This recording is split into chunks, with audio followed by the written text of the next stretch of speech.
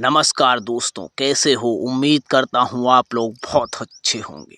दोस्तों, हम आज करुणामयी, अतिशील, गुणनिधान और सबके ऊपर कृपा करने वाली, हर मन भावना को पूर्ण करने वाली माँ गंगा की पावन कथा आपको सुनाएंगे। अगर आप हमारे चैनल पर नए हैं तो चैनल को सब्सक्राइब जरूर कर लें। दोस्तों, माँ गंगा की उत्पत्ति की कहानी बहुत ही रोचक और प्रेरणादायी है।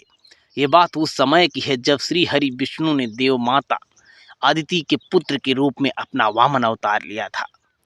उस समय धरती और स्वर्गलोक के अधिपति दैत्यराज बलि थे।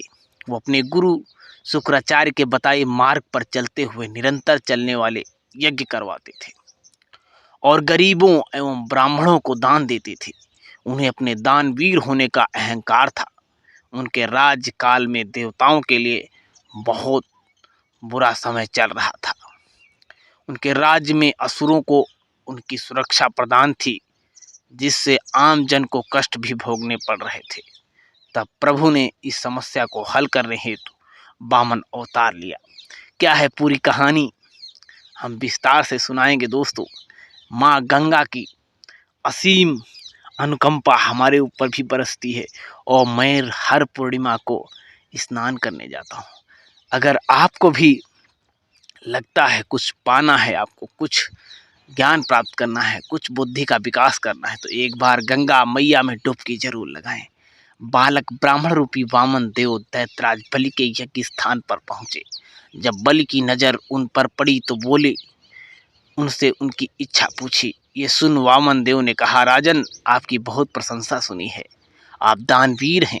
मुझे केवल उतनी भूमि चाहिए जितनी भूमि मेरे 3 कदम में नप जाए। यह सुन सभी लोग वामन देव पर हंसने लगे। महाराज बलि भी अहंकार में आकर हंस पड़े। फिर हाथ जोड़कर वामन देव से और भी कुछ मांगने का आग्रह किया, परंतु वामन देव 3 पग भूमि पर अड़े रहे। ब्राह्मण बालक से महाराज बलि ने कहा, दान के लिए अस्वस्थ कर मैं पीछे नहीं हटूंगा। आखिर मैं दानवीर हूँ। ऐसा तो आपने भी कहा है। भगवान, मैं आपको आपकी नापी हुई 3 पग भूमि दान करने का संकल्प लेता हूँ। जैसे ही राजा ने संकल्प लिया, वैसे ही वामन देव ने विराट रूप धरा। लोग भयभीत होकर इधर उधर भागने लगे। वामन देव ने एक पग में धरती और दूसरी पग में आकाश को नाप दिया और फिर तीसरे पग के लिए अपने पैर उठाए और बलि की ओर देखा। तभी बलि ने हाथ जोड़कर अपने घुटनों पर बैठकर कहा, हे प्रभु, तीसरे पग में आप मुझे नाप लें और मुझ पर भी स्वामित्व स्थापित कर लें। यह रहा मेरा मस्तक। आपकी सेवा में आप मेरे मस्तक पर पग धरें। मेरे प्रिय सज्जनों, जब प्रभु आकाश को नाप रहे थे, तभी उनके पैर का अंगूठा ब्रह्मांड में टकराया और वहीं से दिव्य जल बहने लगा, जिससे प्रभु श्री हरि के चरण कमल धुले।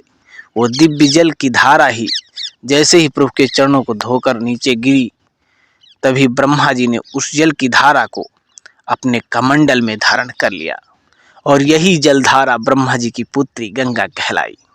ये जलधारा श्री हरि विष्णु के पैर यानी पद से टकरा कर निकली, इसलिए देवी गंगा को विष्णुपदी भी कहते हैं। महाराज भागीरथ की तपस्या से प्रसन्न होकर देवी गंगा के पिता भगवान ब्रह्मा जी ने उन्हें धरती पे अवतरित होने की आज्ञा दी, किंतु देवी गंगा की जलधारा के वेग को सहन की क्षमता धरती में नहीं थी। इसलिए कैलाशपति प्रभु शिव ने उन्हें अपने जटाओं में धारण किया और इसीलिए देव महादेव को गंगाधर भी कहते हैं। महाराज भागीरथ की तपस्या से प्रसन्न होकर उन्होंने अपनी एक जटा खोलकर देवी गंगा को धरती पर आने दिया।